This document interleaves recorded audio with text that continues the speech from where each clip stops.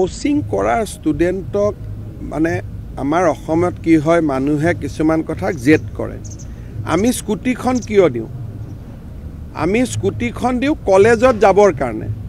আৰু কোন কলেজত যাব যে 3 বছৰ তেওঁ কলেজত পঢ়িব এটা তেওঁ যদি কোটাত কোচিং কৰি থাকে এখনটো আমি পুৰস্কাৰ হিচাপে নিদিওঁ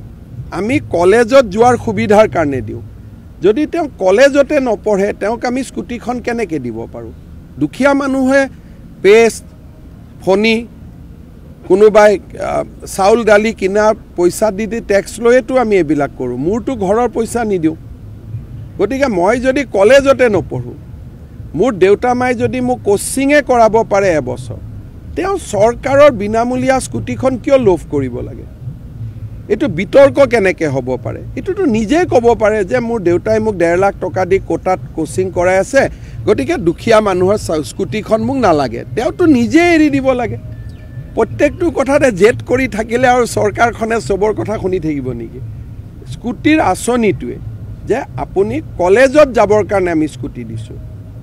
কলেজত নাই কোচিঙত গৈছে এতিয়া সেই কোচিংটো সঁচাই কোচিং কি কোচিং কোনে জানিব গতিকে স্কুটি লাগিলে কলেজত পঢ়িব লাগিব আৰু যাৰ দেউতাক মাকে কোচিং কৰাব পাৰে সি দুখীয়া মানুহৰ টকাৰ স্কুটিখন লৈ পেলাই উঠি ভাল পাব জানো কিন্তু নিজে কষ্ট পাব এইখনত উঠি এইখনটো পুৰস্কাৰ নহয় এইটো হল তাত স্কিমতে লিখি আছে যে কলেজত যোৱাৰ কাৰণে সুবিধা কৰি দিব এটা আমি সাইকেলখন দিছোঁ সাইকেলখনটো কিয় দিছোঁ যাতে স্কুলত যাব পাৰে স্কুলৰ পৰা দূৰত ঘৰ আছে সেইকাৰণে এই বিষয়বিলাক জেদ কৰি থাকিলেও নহয়